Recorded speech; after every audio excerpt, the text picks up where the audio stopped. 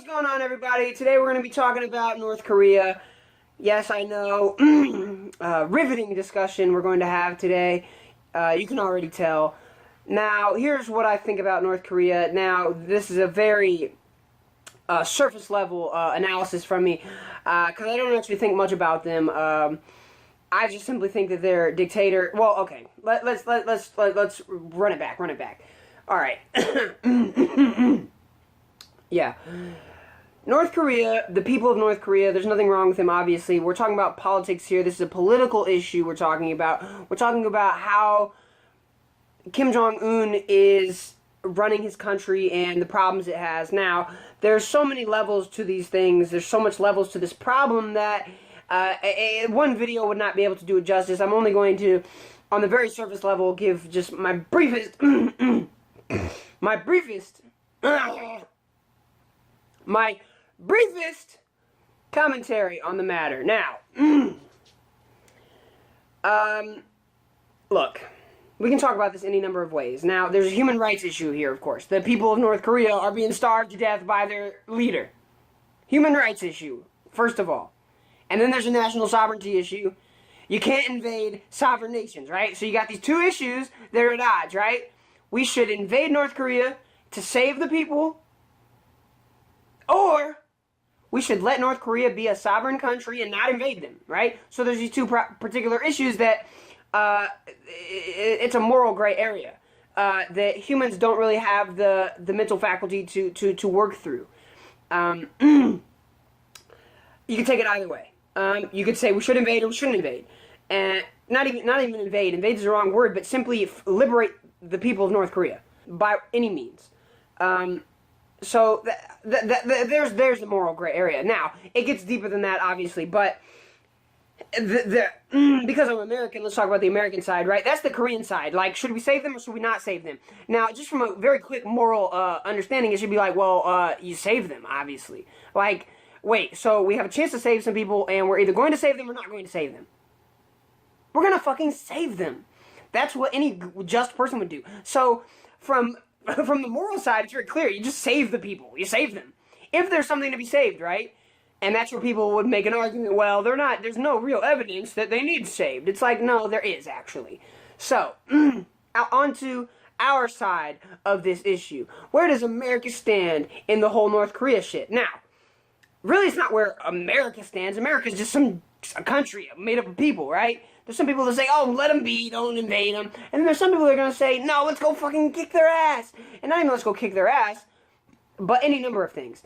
Now, where this really lies, the problem really lies, is on national security, right? Because Kim Jong-Un is getting hydrogen bombs, and he's getting ready to put them on rockets, and he's getting ready to...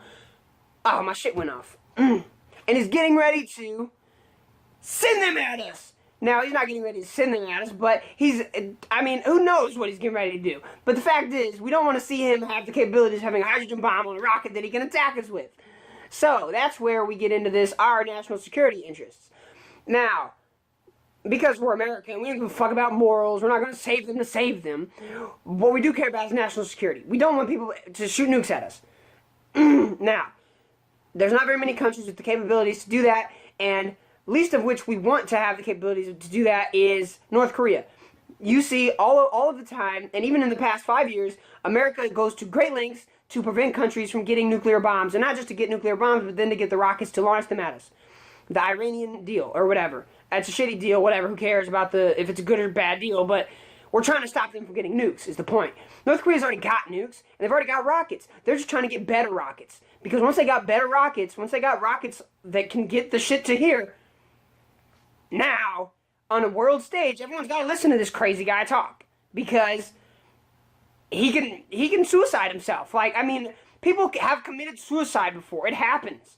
He could suicide himself and do some really horrible things while he does it. So, I'm not saying he would kill himself. Like by kill himself, I mean like launch a nuke at us, or launch nukes everywhere, wherever he can launch them at, because that will be suicide for him. North Korea will be gone by the end of that exchange. So that's what I mean by suicide. He can, if he has the capabilities, actually cause the death of himself and a bunch of North Koreans. So it's best just to not let him get that capability. it's best simply to take him and that entire political regime out before they get that capabilities, and then whoever replaces them have diplomatic relations in a way that we won't let them. Now, this is a much larger issue of disarmament of the entire world, which it seems hypocritical for America to tell someone you can't have nukes when we have like 5,000 or however many we have, you know? It is hypocritical, actually. It doesn't seem it is.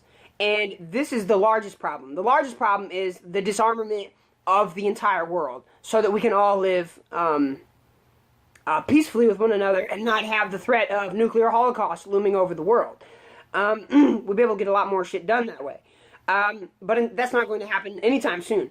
And it might not ever happen because it might be built into the human psyche to know that power, actual brute power, military power, is the ultimate power. Economic power is good. Gosh, excuse me. God, what's wrong with you? Okay, but anyway. So, yeah, North Korea, from our side, we could blow them up to stop them from getting nukes, but, well, no, we could blow them up to stop them from getting nukes. Or we couldn't. Now, okay, let's take that to its final logical conclusion. So, we're not going to blow them up. We're just going to let them get nukes on rockets that can attack America. Now, they have.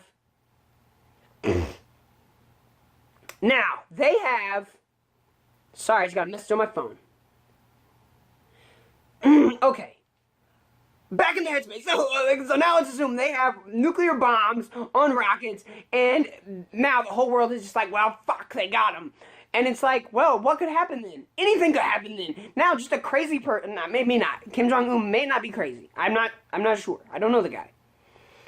Someone who seems to be from the outside, a crazy person, now has control over an entire country and the country's military that has access to nuclear weapons, ICBMs, and now it's just a fucked up mess. So what I'm saying, if I were Donald Trump, if I were president, not even Donald Trump, I would never be Donald Trump.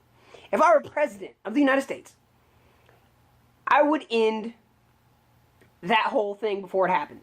So here's my predictions, right? Here we go. Here's what's gonna happen. Before North Korea puts the hydrogen bomb on the ICBM that can hit America, we're going to fucking...